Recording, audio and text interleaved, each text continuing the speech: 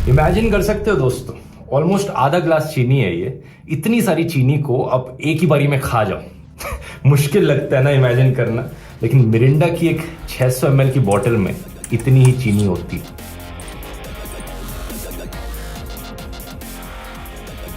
$82.8 grams to be specific।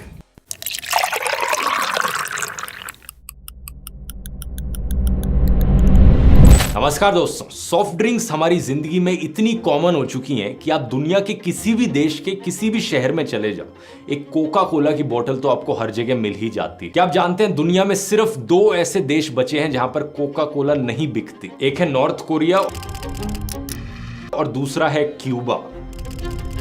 बाकी सब देशों में सिनेमा हॉल से लेकर क्रिकेट मैच तक, कॉलेज कैंटीन से लेकर मैरिज फंक्शंस तक, बच्चों से लेकर बूढ़ों तक हर कोई ने हर जगह पीता दिखता है। कोका कोला की खुद की वेबसाइट के अकॉर्डिंग हर दिन 1.9 बिलियन सर्विंग्स बिकती हैं कोका कोला की। इमेजिन कर सकते हो ये नंबर कितना बड़ा है, और ये तो सिर्फ एक ड्रिंक की बात होने लग रही है। अगर आप सारी सॉफ्ट ड्रिंक्स को इंक्लूड करो, दुनिया भर में कितना लोग इन्हें पीते हैं। इसलिए आज के वीडियो में मैं आप सबकी आंखें खोलने वाला हूं, ये बताकर कि एक्चुअली में इन ड्रिंक्स के अंदर है क्या। खुद जानिए और फिर अपने परिवार और अपने दोस्तों को दिखाइए कि वो एक्चुअली में क्या पीने लग रहे हैं।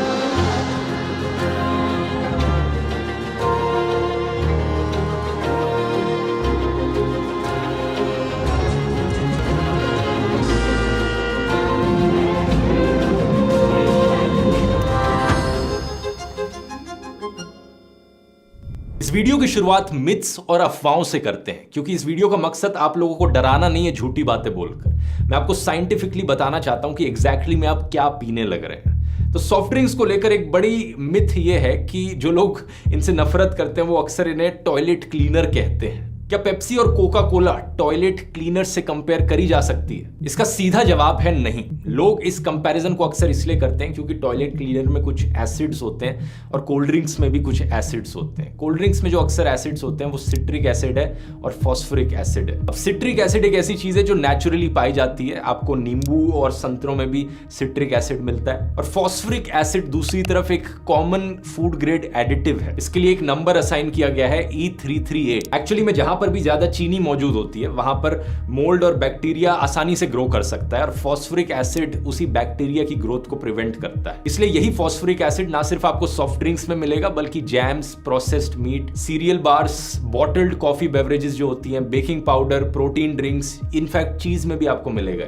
अब इंटरेस्टिंगली यही दोनों एसिड्स आपको कई टॉयलेट क्लीनर्स में भी मिलेंगे। अक्सर जो होममेड टॉयलेट क्लीनर बनाया जाता है उसमें विनेगर, बेकिंग सोडा के साथ साथ लेमन जूस भी डाला जाता है। लेकिन फिर भी सॉफ्ट ड्रिंक्स और टॉयलेट क्लीनर्स को कंपेयर करना एक दूसरे से गलत होगा, क्योंकि केमिस्ट्री में आपने स्कूल में पढ़ा होगा कि कुछ एसिड्स होते हैं जो माइल्ड होते हैं, डाइल्यूट एसिड्स होते हैं। कुछ एसिड्स होते हैं जो कॉन्सेंट्रेटेड होते हैं, ज्यादा स्ट्रॉन्ग होते हैं। बिना ज्यादा डिटेल में जाए, फॉस्फोरिक एसिड एक वीक एसिड है और टॉयलेट क्लीनर्स में अक्सर और ज्यादा स्ट्रॉन्ग केमिकल्स होते हैं, जैसे कि सोडियम हाइपोक्लोराइट और हाइड्रोक्लोरिक एसिड, जो बहुत स्ट्रॉन्ग स्टेन्स हैं उन्हें क्लीन करने के लिए इनका यूज किया जाता है। वैसे हाइड्रोक्लोरिक एसिड हमारे पेट में भी मौजूद होता है, गैस्ट्रिक एसिड का एक मेन कॉम्पोनेंट होता है। अब हमारे पेट को आप टॉयलेट क्लीनर से तो कंपेयर नहीं करेंगे ना, क्योंकि केमिस्ट्री एक कॉम्प्लेक्स चीज है। एक कॉमन कॉन्स्टिट्यूएंट के बेसिस पे ऐसे कंक्लूजन्स नहीं निकाले जा सकते। एक और पॉइंट जो अक्सर दिया जाता है कि एक सॉफ्ट ड्रिंक का जो पीएच लेवल होता है वो एक टॉयलेट क्लीनर के पीएच लेवल के बराबर है। पीएच लेवल आपने स्कूल में पढ़ा होगा, एसिडिटी मेजर करी जाती है इससे कि कोई सब्सटेंस कितना एसिडिक है। तो सॉफ्ट ड्रिंक्स का पीएच लेवल आमतौर पर 2.5 के अराउंड होता है। लेकिन क्या आप जानते हैं लेमन जूस कितना एसिडिक है? उसका पीएच लेवल 2.0 से लेकर 2.6 के बीच में होता है। पोमोग्रेनेट्स, अनार जो है, उसका कितना है पीएच लेवल? 2.9 के अराउंड। ग्रेप्स का भी इतना ही होता है। ये मिथ आपके मन में क्लियर हो गई तो आप सवाल पूछोगे कि क्या सॉफ्ट ड्रिंक्स पीना सही है? फिर इसका जवाब भी काफी सीधा है दोस्तों, नहीं। क्यों नहीं, इसकी अब बात करते हैं। लेकिन इसकी बात करने से पहले एक और सवाल आपके मन में आ रहा होगा कि अगर वैसे भी मैं सॉफ्ट ड्रिंक्स को एक्सपोज ही करने वाला हूं तो यहां पर उन्हें डिफेंड क्यों कर रहा था ये रूमर्स की बात करके? इसके पीछे सिंपल सा रीजन है दोस्तों, मिस इन्फॉर्मेशन एक हानिकारक चीज है। चाहे उससे जो कंक्लूजन निकले वो सही हो या गलत, मिस इन्फॉर्मेशन के जरिए वो कंक्लूजन नहीं निकालना है हमें। तो आइए अब समझते हैं कि सॉफ्ट ड्रिंक्स हानिकारक क्यों हैं। अब यहां पर मैं कोई सीक्रेट इंग्रेडिएंट्स की बात नहीं करूंगा, अक्सर जो कंटेमिनेशन देखने को मिलती है, जैसे कि काफी पहले खबरें आज सुनने को मिली थी हमें कि कोल्ड ड्रिंक्स में पेस्टिसाइड्स पाए गए।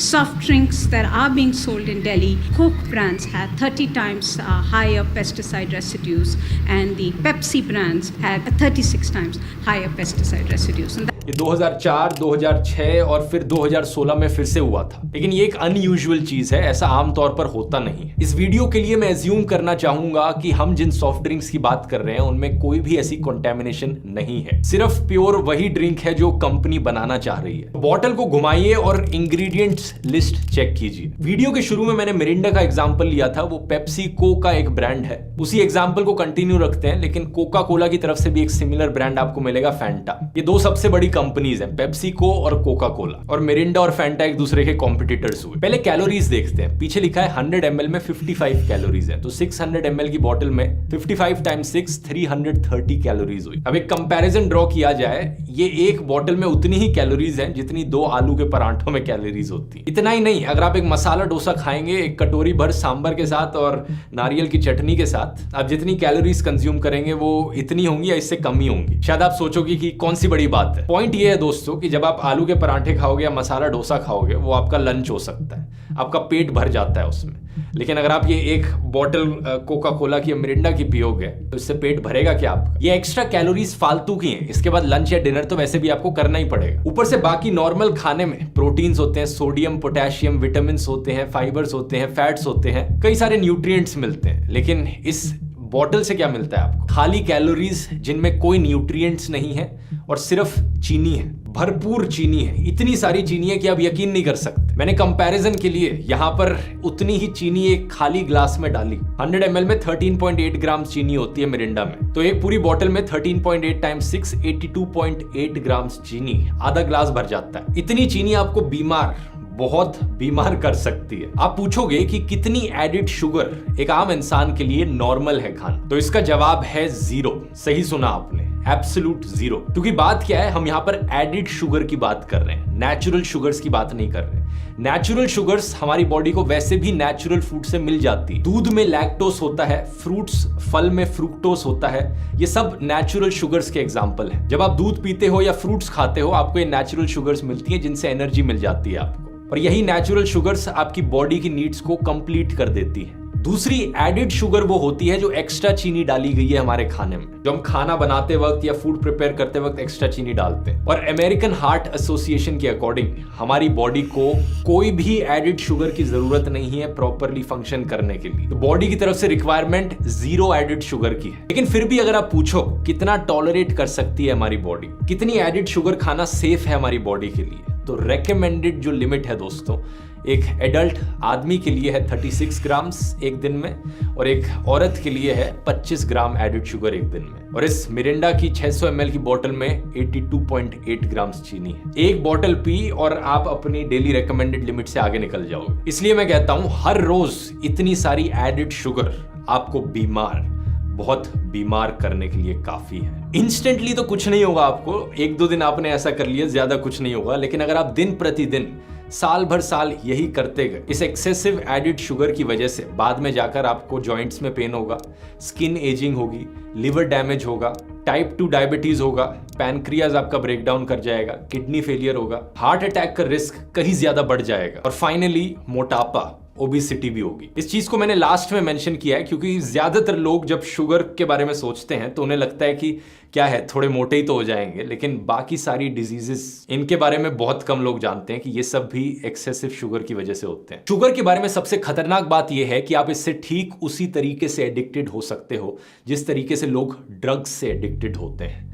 2017 की एक स्टडी ने शुगर एडिक्शन को कोकेन एडिक्शन से कंपेयर किया था। यही रीजन है कि आप अपने आसपास अपने जिंदगी में लोगों को जब देखते हो, जो लोग सॉफ्ट ड्रिंक्स पीते हैं वो काफी रेगुलरली सॉफ्ट ड्रिंक्स को पीते हैं। ऐसे बहुत कम लोग आपको मिलेंगे जो कहेंगे कि मैं सिर्फ 3-4 महीने में एक बार ही सॉफ्ट ड्रिंक पीता हूं। जो लोग शुगर से एडिक्टेड हैं वो या तो रेगुलरली सॉफ्ट ड्रिंक्स पिएंगे, या अगर रेगुलरली सॉफ्ट ड्रिंक्स नहीं पी रहे तो वो कैंडीज खाएंगे, चॉकलेट्स खाएंगे, मिठाइयाँ खाएंगे, आइसक्रीम्स खाएंगे, जिन चीज़ों में ज़्यादा चीनी पाई जाती है, ज़्यादा एडिड शुगर की मात्रा देखने को मिलती है, वो लोग रेगुलरली इन चीज़ों को कंज्यूम करेंगे। शुगर ओवरडोज की बात बाकी देशों में कई समय से चलने लग रही है। यही रीज़न है कि साल 1964 में पेप्सिको ने डाइट पेप्सी लॉन्च करी थी और कोका कोला ने साल 1982 में डाइट कोक लॉन्च करी। इन दोनों डाइट वर्जन्स में सॉफ्ट ड्रिंक्स के 0 कैलोरीज हैं और 0 एडिड शुगर है। तो क्या इसका मतलब ये हुआ ये सेफ टू ड्रिंक है? इन डाइट सॉफ्ट ड्रिंक्स में आर्टिफिशियल स्वीटनर्स का इस्तेमाल किया जाता है, जैसे कि एस्पर्टेम, सैचरिन और सुक्रोलोस। और इन आर्टिफिशियल स्वीटनर्स की दोस्तों एक बड़ी कंट्रोवर्शियल हिस्ट्री रही है। कई ऐसी स्टडीज करी गई हैं जिन्होंने इन्हें कैंसर से लिंक किया था, जिसकी वजह से कई जगहों पर इन्हें बैन भी कर दिया गया था। लेकिन कुछ ऐसी भी स्टडीज करी गई हैं कुछ और ऑर्गेनाइजेशंस के द्वारा जिन्होंने कहा कि नहीं, ऐसा कोई कैंसर लिंक नहीं पाया गया है। एक लेटेस्ट स्टडी जो सिर्फ आज से 5 महीने पहले करी गई थी, 24 मार्च 2022 को फ्रांस में करी गई थी। ये 1 लाख एडल्ट्स पर 7-8 सालों के लिए इन्होंने देखा कि कोई इफेक्ट आ रहा है लोगों में कि नहीं। तो इन्होंने पाया कि एस्पर्टेम से एक्चुअली में कैंसर का रिस्क बढ़ता है। अगर आप centre for science in the public interest CSPI की ऑफिशियल वेबसाइट देखेंगे तो वहां पर भी आपको दिखेगा कि एस्पर्टेम को कैंसर से लिंक्ड पाया गया है। कुछ और स्टडीज ने इन आर्टिफिशियल स्वीटनर्स को लिंक किया है heart disease, stroke, diabetes, kidneys की टॉक्सिसिटी, लिवर की टॉक्सिसिटी, मेंटल हेल्थ प्रॉब्लम्स और बर्थ डिफेक्ट से भी। लेकिन फिर भी यहाँ बेनिफिट ऑफ डाउट मैं इन्हें देना चाहूंगा। अज्यूम कर लेते हैं कि जो भी स्टडीज इनके फेवर में करी गई हैं वो सच है और बाकी सारी गलत है। ये चीज साइड में रखकर अब बाकी इंग्रेडिएंट्स को गौर से देखते हैं। ये बस शुरुआत है दोस्तों, एक एक करके मैं आपको दिखाने वाला हूं कि और क्या क्या चीजें इनके अंदर डली हुई हैं। अगला खतरनाक इंग्रेडिएंट जो इनके अंदर डला हुआ है वो है कैरेमल। एक्चुअली में पेप्सी और कोका कोला का जो आप डार्क ब्राउन ब्लैक कलर देखते हैं ये आता है कैरेमल से। और 2012 के आपको कई न्यूज आर्टिकल्स मिल जाएंगे जो कैरेमल को कैंसर से लिंक करते हैं। कैरेमल है क्या चीज वैसे? बेसिकली चीनी को जलाना हुआ ये। शुगर को हीट किया जाता है अमोनिया और सल्फाइड्स के साथ। ऐसा करने से एक बाय प्रोडक्ट निकलता है 4-MI, 4-मिथाइल इमिडाजोल। कई स्टडीज ने इसे कैंसर से लिंक किया है और कैलिफोर्निया स्टेट में इसे कार्सिनोजेन लिस्ट किया जाता है। वहां का कानून कहता है कि इस कार्सिनोजेन की मात्रा किसी भी खाने में, पीने की चीज में अगर 29 माइक्रोग्राम से ज्यादा है तो अलाउड नहीं है, लेकिन 29 माइक्रोग्राम से कम अलाउड है। 2012 के न्यूज आर्टिकल्स के अकॉर्डिंग इन सॉफ्ट ड्रिंक के सैंपल्स में 138 माइक्रोग्राम्स तक पाया गया था, परमिटेड लिमिट से 4 गुना ज्यादा। इस कंट्रोवर्सी के बाद कोका कोला ने कहा कि वो अपना फॉर्मूला बदल देंगे और एक नया फॉर्मूला इस्तेमाल करेंगे जिसमें 4-MI की मात्रा कम होगी। लेकिन ये चेंजेस इन्होंने सिर्फ अमेरिका में किए। इंडिया जैसे देशों में और बहुत सारे अलग अलग डेवलपिंग कंट्रीज में इनको लेकर कोई कानून नहीं बने हुए हैं। सिमिलर न्यूज 2014 में दोबारा देखने को मिली थी जब एक ऑर्गेनाइजेशन ने अलग अलग सॉफ्ट ड्रिंक्स को चेक किया 4-MI की मात्रा चेक करने के लिए, और एक बार फिर से इन सारी सॉफ्ट ड्रिंक्स में इसकी ज्यादा मात्रा पाई गई थी। यहाँ पे एक साइड नोट मैं आपको बताना चाहूंगा, कोई भी खाने की चीज जब एक हद से ज्यादा जल जाती है तो वो आपकी हेल्थ के लिए अच्छी नहीं होती। अगर आपकी जो ब्रेड है जो आपने टोस्टर में डाल रखी है वो काली पड़ गई है या आपकी सब्जियां इतनी ज्यादा जल चुकी हैं कि उनमें काला काला दिखने लग रहा है, उन्हें मत खाइए। इनमें एक्रिलेमाइड की ज्यादा मात्रा देखने को मिलती है और वर्ल्ड हेल्थ ऑर्गेनाइजेशन के अकॉर्डिंग एक्रिलेमाइड एक प्रोबेबल ह्यूमन कार्सिनोजेन है। हाई चांस है कि इससे कैंसर हो सकता है। यही सेम लॉजिक यहाँ पर भी इस्तेमाल हो रहा है। जब चीनी को आप अगर एक हद से ज्यादा जला दोगे कैरेमल बन जाता है, लेकिन वो भी कैंसर कॉज कर सकता है। अब आप में से मिरिंडा फैंटा पीने वाले लोग सोचेंगे चलो बाल बाल बच गए, हमारे लिए अच्छा है, गुड न्यूज की हमारी ड्रिंक्स में काला रंग नहीं डला हुआ। तो अगली चीज आप लोगों के लिए खत्म नहीं होता बे।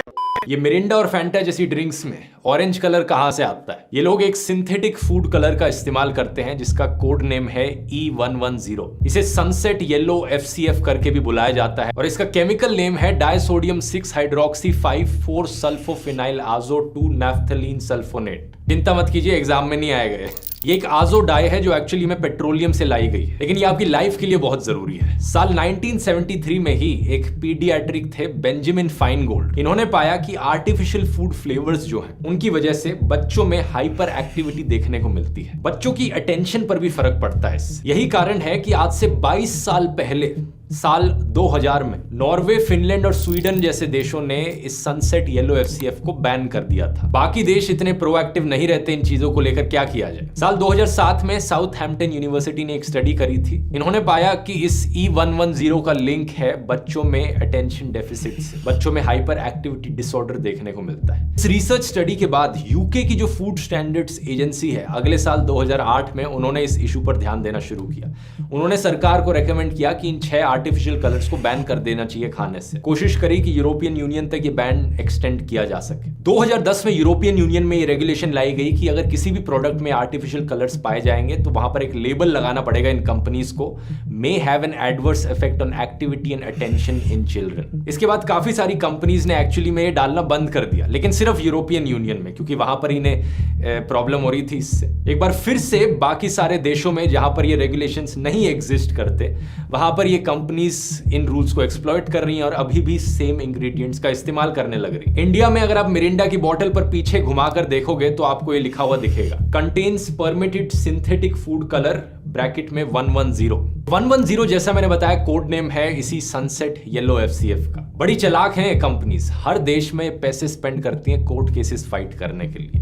पेप्सिको की ऑफिशियल वेबसाइट के अकॉर्डिंग इन्होंने $3.6 मिलियन अमेरिका में स्पेंड किए हैं लॉबिंग रिलेटेड एक्टिविटीज के लिए। अब लॉबिंग अगर आप नहीं जानते, मेरी राय में ये बेसिकली लीगलाइज्ड करप्शन है। अमेरिका जैसे देशों में ये चीज लीगल है कि बड़ी बड़ी कंपनीज पैसे दे सकती हैं पॉलिटिकल पार्टीज को, ताकि पॉलिटिकल पार्टीज उन कंपनीज के फेवर में जजमेंट्स दें, रूलिंग्स दें। ये कंपनीज हमेशा अपने प्रॉफिट के बारे में सोचती हैं, ना कि लोगों की हेल्थ के बारे में। जिन जिन देशों में रेगुलेशन नहीं एग्जिस्ट करती, वहां पर सस्ता कैंसर कॉजिंग सामान बेचते रहो, क्या फर्क पड़ता है। आज 2022 में भी इंडिया में कोई रेगुलेशन नहीं है E110 को लेकर। बहुत से पैकेटेड फूड आइटम्स में आपको ये देखने को मिलेगा। एक और ऐसा एग्जांपल है, अगला इंग्रेडिएंट हमारा प्रेजर्वेटिव E211। 211 यहां पर कोड है प्रेजर्वेटिव सोडियम बेंजोएट के लिए। 2005 में यूएसए के एफडीए ने कुछ प्राइवेट लैब में टेस्ट करवाए थे। इन्होंने पाया कि इन सॉफ्ट ड्रिंक्स में बेंजीन पाई गई। बेंजीन एक ऐसी गैस है जो गाड़ी के एग्जॉस्ट से निकलती है। कोयले को जलाओगे या तेल को जलाओगे तो ये गैस निकलती है, नॉर्मली कैंसर हो जाता है इससे। कोल्ड ड्रिंक के अंदर ये गैस कैसे पाई जा रही है? रिसर्च करी तो पाया गया कि ये जो बेंजोएट सॉल्ट्स हैं, जैसे कि ये प्रेजर्वेटिव सोडियम बेंजोएट, जब ये एस्कॉर्बिक एसिड से रिएक्ट करते हैं, एस्कॉर्बिक एसिड विटामिन सी होता है, ये दोनों साथ में मिलकर बेंजीन बना देते हैं। इस रिएक्शन को बस हीट और लाइट की जरूरत है।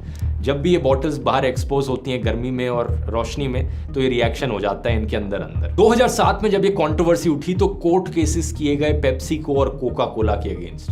अगले साल 2008 में खबर आई कि कोका कोला अपने प्रोडक्ट से सोडियम बेंजोएट को हटा देगा, नहीं इस्तेमाल करेगा अपनी सॉफ्ट ड्रिंक्स। अब बोलोगे अच्छी चीज है, लेकिन फिर से जैसा मैंने बताया, जिन देशों में कोर्ट केसेस लड़े जा रहे हैं वहां पर एक्शन लिया जाता है। इंडिया में आज के दिन भी ये एक पॉपुलर प्रेजर्वेटिव है जो यूज किया जाता है सॉफ्ट ड्रिंक्स में। वैसे भी एक्सेसिव सोडियम, ज्यादा नमक खाने में हाइपरटेंशन कॉज कर सकता है। यही रीजन है कि अक्सर जंक फूड और हाइपरटेंशन को साथ में लिंक किया जाता है। अब आते हैं हम अपने अगले इंग्रेडिएंट पर, फॉस्फोरिक एसिड। इसकी बात मैंने वीडियो के शुरू में करी थी। कुछ कोल्ड ड्रिंक्स में फॉस्फोरिक एसिड होता है मोल्ड और बैक्टीरिया की ग्रोथ को प्रिवेंट करने के लिए। ये कोई इतनी बेकार चीज नहीं है, क्योंकि दूध में भी फॉस्फोरिक एसिड पाया जाता है। लेकिन फॉस्फोरिक एसिड का नुकसान ये है कि ज्यादा इसे लोगे तो इससे दांत खराब हो सकते हैं, डेंटल कोरोजन हो सकता है। तो यही रीजन है, एक छोटा सा एडवाइस जो अक्सर बच्चों को दिया जाता है कि ज्यादा सॉफ्ट ड्रिंक्स मत पिया करो, दांत खराब हो जाएंगे। दांत खराब होना फॉस्फोरिक एसिड की वजह से बाकी सारी चीजों से अगर आप कंपेयर करोगे सबसे इनसिग्निफिकेंट चीज लगती है। इसके अलावा अगर हम बाकी बचे हुए इंग्रेडिएंट्स की थोड़ी एनालिसिस करें तो एसिडिटी रेगुलेटर्स डले होते हैं। मैं मिरिंडा का ही एग्जांपल ले रहा हूं, लेकिन ये सारी चीजें आपको बहुत सी सॉफ्ट ड्रिंक्स में मिलेंगी। एसिडिटी रेगुलेटर 330 जो कि सिट्रिक एसिड है, यह आमतौर पर आपके नींबू में भी होता है और इससे थोड़ा सा खट्टा टेस्ट आता है, वही टेस्ट लाने के लिए इसे ऐड किया जाता है। इसके अलावा 331 जो है वो है सोडियम साइट्रेट, एक क्रिस्टलीन सॉल्ट जो सिट्रिक एसिड के ही फर्मेंटेशन से बनता है। ये एक्चुअली में एसिडिटी कम करने में मदद करता है सॉफ्ट ड्रिंक की, और इसके अलावा खराब ना हो जाए सॉफ्ट ड्रिंक ऑक्सीडाइजेशन की वजह से, उसे भी प्रिवेंट करता है। इसके अलावा फिर आप इंग्रेडिएंट लिस्ट में देखेंगे केमिकल्स डले हुए हैं स्टेबिलाइजर्स। E1450 जिसे कहा जाता है स्टार्च सोडियम ऑक्टेनाइल सक्रिनेट, और E445 जिसे जाना जाता है एज एस्टर गम। स्टेबिलाइजर्स और इमल्सिफायर्स एक्चुअली में दो लिक्विड जो एक दूसरे के अंदर मिल नहीं सकते उसे मिलाने का काम करते हैं। स्टेबिलाइजर्स जो सॉल्यूशन की होमोजेनिटी है उसे भी मेंटेन करते हैं, मतलब कोई लंप फॉर्मेशन ना हो। जब आप किसी भी सॉफ्ट ड्रिंक को देखते हैं वो एक जैसी साधारण दिख रही होती है, ऐसा नहीं कि उसमें कोई सॉलिड फॉर्म होने लग गए हो बीच बीच में। ठीक है, ये इसमें कुछ इतनी हानिकारक चीज नहीं है। और फाइनली इसके बाद कार्बोनेटेड वाटर डला होता है सॉफ्ट ड्रिंक में, जो पानी है विद कार्बन डाइऑक्साइड। इससे वो फिज आता है कोल्ड ड्रिंक का। जिन लिक्विड्स में कार्बन डाइऑक्साइड डला होता है उन्हें हम सोडा करके पुकारते हैं। तो सारी ये सॉफ्ट ड्रिंक्स हैं ये बेसिकली शुगरी सोडाज हैं, क्योंकि अगर हम बाकी सारे इंग्रेडिएंट्स को इग्नोर कर दें तो मेन इंग्रेडिएंट्स जो यहाँ पर हैं वो है पानी, स्पेसिफिकली कार्बोनेटेड वाटर जिस पानी में गैस है, और चीनी, इसलिए शुगरी सोडा। तो ये है सॉफ्ट ड्रिंक्स का पूरा डीएनए दोस्तों। अगली बारी कोई गेस्ट आपके घर में आता है, आप उन्हें ये ड्रिंक ऑफर करते हैं, तो आप उनसे पूछ सकते हैं, भाई साहब क्या आप पीना चाहेंगे पानी जिसमें कार्बन डाइऑक्साइड डला है और साथ में ढेर सारी चीनी है, अलॉन्ग विद आर्टिफिशियल कलर्स जैसे कि कैरेमल जिसकी वजह से ब्राउन कलर आता है, साथ में प्रिजर्वेटिव्स लाइक सोडियम बेंजोएट और acidity regulators like sodium citrate और स्टेबलाइजर जिसमें डले हुए हैं starch sodium octenyl succinate, whose regular intake has been reported to increase the risk of obesity, diabetes, osteoporosis, dental corrosion, hypertension and other ailments। अरे कहना क्या चाहते हो? सॉफ्ट ड्रिंक सर, क्या आप सॉफ्ट ड्रिंक पीना चाहेंगे? नहीं, सीरियसली सोचो, कौन पीना चाहेगा इसे इतना सब सुनने के बाद। 2014 में कोका कोला, पेप्सिको और कई और बड़ी फूड बेवरेज कंपनीज जैसे कि मैकडॉनल्ड्स और केलॉग्स ने कहा था कि वो 12 साल से कम के बच्चों के सामने मार्केटिंग नहीं करेंगे अपने प्रोडक्ट्स की। लेकिन आज के दिन भी इनडायरेक्ट मार्केटिंग आपको देखने को मिलती है। स्कूल्स में क्रिकेट टूर्नामेंट्स और क्विजेज ऑर्गेनाइज किए जाते हैं जिन्हें कोका कोला स्पॉन्सर करती है। कोका कोला की खुद की एड्स में आपको बच्चे देखने को मिलते हैं। मतलब ये बच्चों के लिए मार्केटिंग नहीं करेंगे लेकिन बच्चों के साथ मार्केटिंग करेंगी। कई सेलिब्रिटीज हैं जो अपनी आंखें खोल रहे हैं इन चीज़ों को लेकर, जैसे कि विराट कोहली ने कहा था कि वो अपना पेप्सिको का जो कॉन्ट्रैक्ट है उसे रिन्यू नहीं करेंगे क्योंकि वो कोई ऐसी चीज़ इंडोर्स नहीं करना चाहते जो वो खुद कंज्यूम नहीं करते। 2014 में अमिताभ बच्चन ने भी कहा था कि उन्होंने पेप्सी की ऐड करनी बंद कर दी जब एक छोटी बच्ची ने उनसे एक स्कूल इवेंट में पूछा कि वो ऐसी चीज़ क्यों इंडोर्स करते हैं जिसे टीचर पॉइजन बताती है। लेकिन एक बड़ी लंबी लिस्ट है सेलिब्रिटीज और स्पोर्ट्समैन की जो एक्चुअली में आज के दिन तक इन कंपनीज को इंडोर्स करने लग रहे हैं, प्रमोट करने लग रहे हैं। इस वीडियो के थ्रू मैं उनकी आंखें खोलना चाहूंगा कि ये चीजें करना बंद करो। वैसे यहाँ पर मार्केटिंग और ब्रांडिंग से लेकर कुक्कू एफएम पर एक ऑडियो बुक रेकमेंड करना चाहूंगा आपको, management lessons from iconic brands of India. Kuku FM का जिक्र मैंने इतनी बार किया अपने वीडियोस में, अब तक आप इसके बारे में अच्छे से जान ही गए होंगे। मैं जानता हूं आपने मेरे कूपन कोड्स का इस्तेमाल करके कुक्कू एफएम पर प्रीमियम मेंबरशिप्स ली थी और कई समय से आप इस प्लेटफॉर्म पर कंटेंट सुनकर अपनी नॉलेज भी बढ़ा रहे हैं। तो अब वक्त है दोस्तों उसी नॉलेज को और बढ़ाने का और अपनी प्रीमियम मेंबरशिप को एक्सपायर होने से पहले ही रिन्यू करने का। नॉलेज के साथ साथ कुक्कू एफएम आपको देगा नेवर एंडिंग एंटरटेनमेंट और मोटिवेशन भी। तो हर हफ्ते कुछ नया सुनने के लिए यूज कीजिए मेरा कोड ध्रुव 149 और पाइए अपने प्रीमियम मेंबरशिप के रिन्यूअल पर भी भारी छूट। इतना ही नहीं, एक साल के एनुअल मेंबरशिप रिन्यूअल पर इस कोड को यूज करने से आपको मिलेगा 1 महीने का फ्री प्रीमियम भी, यानी extra entertainment with minimal investment. अब टॉपिक पर वापस आते हैं और आप लोग सॉल्यूशन का इंतजार कर रहे होंगे हमेशा की तरह, और सॉल्यूशन भी देना चाहूंगा मैं आपको। इतना आसान नहीं है शुगर एडिक्शन को खत्म करना, क्योंकि अगर आप अपने आप से कहोगे कि मैं सिर्फ 3-4 महीने में एक बार इन्हें पीऊंगा, उससे क्या कौन सी बड़ी चीज है, ये 3-4 महीने 1-2 महीने में बदल जाएंगे, फिर कुछ हफ्ते में, और फिर आप बाकी शुगरी आइटम्स कंज्यूम करने लग जाओगे। शुगर एडिक्शन को फाइट करना बहुत जरूरी है। इसलिए अगर आप सोच रहे हो कहीं फ्रेश फ्रूट जूस और नींबू पानी इसका ऑल्टरनेटिव हो सकते हैं, तो ये गलत है दोस्त। हाँ, ये चीज सच जरूर है कि फ्रेश फ्रूट जूसेस और नींबू पानी में आपको ये सारे केमिकल्स नहीं मिलेंगे, कैंसर कॉजिंग चीजें नहीं मिलेंगी, लेकिन शुगर फिर भी आपको मिलेगी। नींबू पानी जैसी चीजों में भी एडिड शुगर होती है और फ्रेश फ्रूट जूसेस इतने कॉन्सेंट्रेटेड होते हैं कि एक ग्लास अगर आपको ऑरेंज जूस निकालना है तो कम से कम 6 संतरे चाहिए होंगे। और जैसा मैंने बताया था, फ्रूट्स के अंदर नेचुरल शुगर्स होती हैं अपनी। उन नेचुरल शुगर्स को अगर आप नॉर्मल मात्रा में लोगे कोई प्रॉब्लम नहीं है, लेकिन अगर इतना कॉन्सेंट्रेट कर दोगे, उन 10-10 संतरे एक साथ खाने लग जाओगे एक छोटे से ग्लास ऑरेंज जूस का इक्विवेलेंट जो हुआ, तो आपके लिए हेल्थ के लिए अच्छा नहीं होगा। वो फिर शुगर की मात्रा फिर से ज्यादा हो जाएगी। तो इनका सॉल्यूशन एक्चुअली में काफी सिंपल है। कोल्ड ड्रिंक्स बाहर निकालो, फ्रूट जूसेस बाहर निकालो, नींबू पानी बाहर निकालो और सिंपली पानी पियो। सही सुना आपने। अगर अगली बारी पिज्जा बर्गर ऑर्डर करते हो या कुछ भी खाना खाते हो और आपको लगता है कि सॉफ्ट ड्रिंक पीनी चाहिए या कुछ शुगरी ड्रिंक पीनी चाहिए, छोड़ो इन सब चीजों को, पानी पियो, सादा पानी। ये चीज मैंने अपनी खुद की जिंदगी में ट्राई करके देखी है, आज से कई साल पहले इंप्लीमेंट करी थी, और सच बता रहा हूं, अगर एक बारी आपको आपके टेस्ट बड्स को आदत लग जाती है ना शुगर हटाने की, तो बाद में शुगर आपको पसंद नहीं आएगी। कुछ हफ्ते का समय जरूर लगेगा कि आप पानी से जब आप इन सॉफ्ट ड्रिंक्स को रिप्लेस करने लगेंगे, आपके टेस्ट बड्स को आदत लगानी पड़ेगी। लेकिन आज के दिन जब मैं हर जगह पानी पीने की कोशिश करता हूं ज्यादा से ज्यादा सॉफ्ट ड्रिंक्स के कंपैरिजन में, मुझे सही में आदत लग गई है। आपको भी आराम से आदत लग सकती है सीधा साफ पानी पीने की। ट्राई करके देखिए अपनी जिंदगी में, और इस वीडियो को शेयर कीजिए ताकि ज्यादा से ज्यादा आपके परिवार के लोग और दोस्तों तक ये इन्फॉर्मेशन पहुंच सके और सब अपनी हेल्थ का ध्यान रख पाए अच्छे से। वीडियो पसंद आया, बाकी और प्लेलिस्ट में वीडियोस देख सकते हैं ऐसे ही और एजुकेशनल इन्फॉर्मेशन के लिए। बहुत बहुत धन्यवाद।